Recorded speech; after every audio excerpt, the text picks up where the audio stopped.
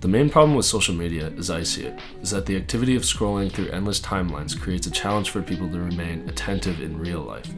If all they know is scrolling quickly through timelines without truly paying attention to what they're seeing, they cannot translate that action meaningfully into real life.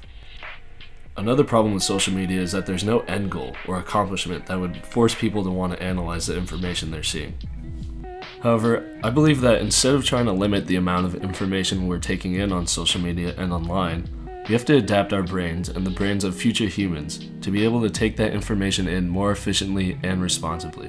One of the only mediums I see as being as chaotic and quick in terms of information as social media are video games, specifically games with intense inputs per minute or second. Fast-paced games with strategic structures such as League of Legends, StarCraft, CSGO, Overwatch, and Quake Champions are all great examples.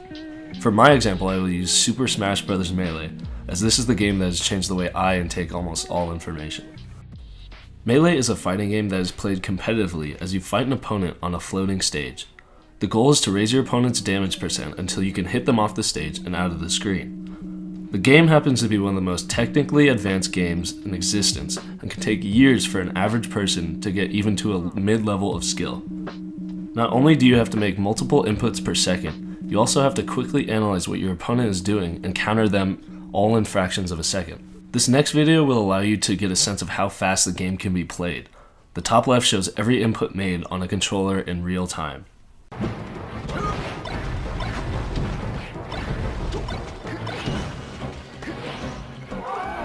Here's an example of a professional Melee match. The main takeaway is the sheer speed at which these players interact. Keep in mind that these players are both inputting a similar amount of actions as the previous example. Alright, I'll go. 4% taken by Ginger. See how this goes. Oh, look at that wave lane off. Wow, Ginger is moving here. While it may look like the players are just inputting random actions to try and beat their opponent, every single action is precisely thought out. If you don't believe me, here's a video of Ginger, one of the professional players playing in this match, doing analysis on the very same match. Notice how much detailed thought is put into a 5-second interaction. Tech, so that's a reset for me. Jump Shine, probably the most effective thing I can do right there.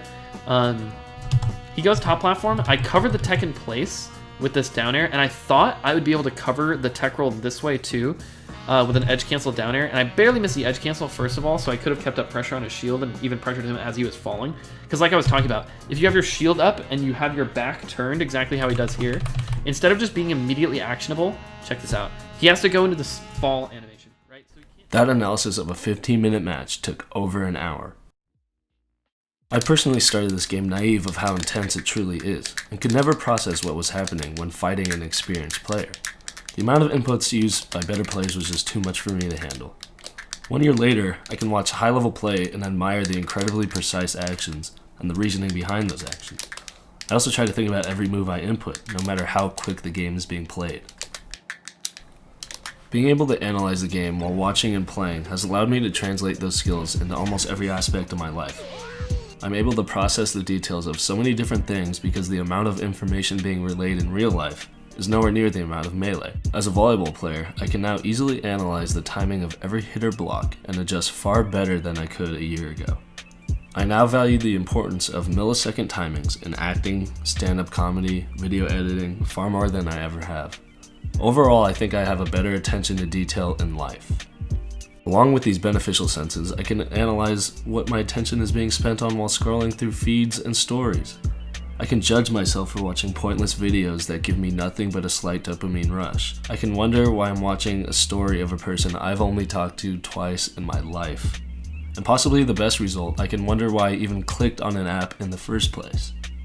Obviously, games can create amazing experiences that can move people tremendously, but can they have an even greater purpose and translate into our real lives?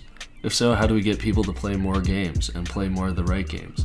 How do we get people to actively take what they learn in a game and apply it to their lives? Can video games be meaningfully incorporated into education? Is it even possible to create a common game that could create the same effect Melee had on me? We can ask these important questions and make an attempt to improve our lives with video games, or can continue to ridicule them as a waste of time. I would prefer the former.